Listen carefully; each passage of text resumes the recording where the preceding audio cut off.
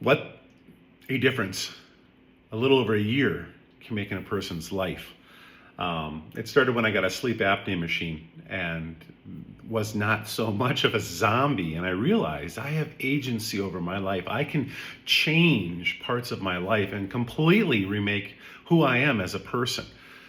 I believe that 100%. I've lost 122 pounds in the last year. My relationship with food is completely different. My exercising twice a day and excited, just living with joy. What I allow into here, keeping the angry politics out of here. I'll vote when it's time to vote, but I'm done being friends with people who, if you are not angry with them over the politics, that you don't have a place in their life. I'm done with that. So Brenda and I said, let's find, a way in retirement for the two of us to join together even closer and go out and experience that where we don't have that, where we can leave those people behind and say, let's chart a new course. And so that's partly what we've done here with getting a hammered dulcimer for Brenda and for me getting whistles. And there's a reason that I chose whistles because, I'm not going to learn the cello at 55 years old. That's going to be pretty difficult. But there's another reason, and that I have been doing meditative breath work, circular breathing on a didgeridoo for over 7 years now. And that really is an amazing thing for me. I really enjoy that. So working with whistles, I found, is really the same way. You get that same kind of an enjoyment and a shift within you while you're practicing all day long. So that has been wonderful. And in the last year, a little over a year now, it took me about a good 2 to 3 months to really decide, okay, I've never listened to, into music that was, if you want to call it Irish music or Atlantic dance music, or just old-timey or any of the stuff that we are planning on getting into. So I needed time to really understand, well, what is this music, Irish music and folk music? And so I did a lot of searching and figuring out what that was. And some of my favorite artists are now Brian Finnegan of Fluke and Ali Lavac of Project Smock and Ross Ainsley of the Sanctuary Band, and now part of Olam, which had Tyler Duncan and John McSherry, and others like Fraser Feffield, just incredible whistle players. There's one common theme with all those names. They all play Goldie whistles.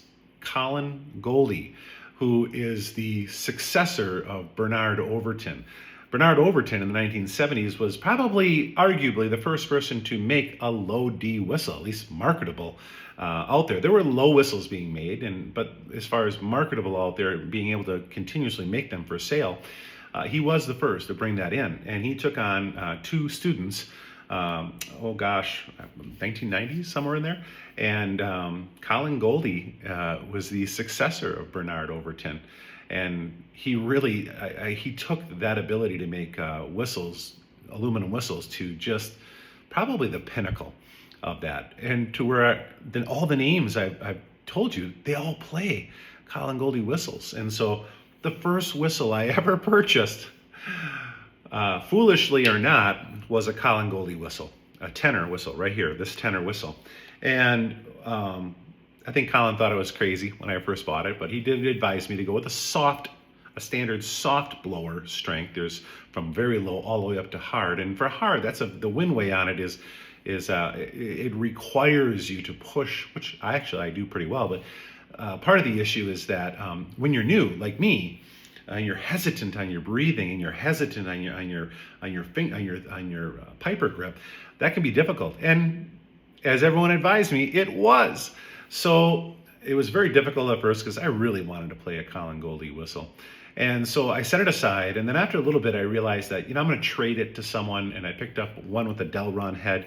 And that was my start to realizing, okay, I just need to practice. I need to figure it out. So I set the low D aside, really concentrated in lessons with Ben Walker for 6 months on high D, on correcting a lot of other things. And then about a month and a half ago, I came back, and in the second 6 months, I'm now going to start practicing the low whistle. And the first thing I needed to do was to figure out the piper grip. And I now have the proper piper grip to play.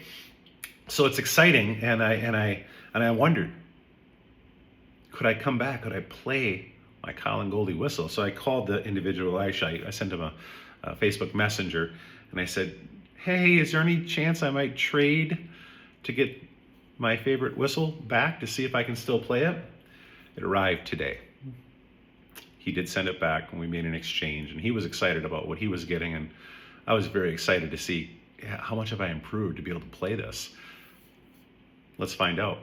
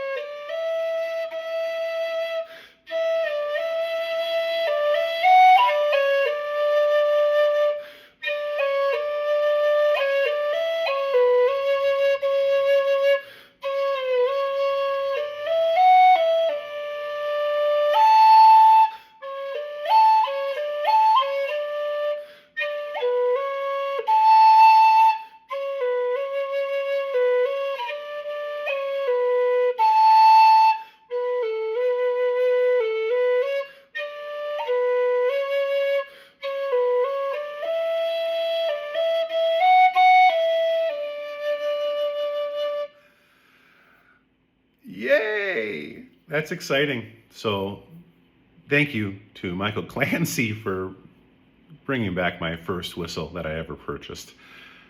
Thank you to Colin Goldie for making wonderful, wonderful whistles and bringing so much joy to so many of us, because all of my heroes play a Colin Goldie whistle.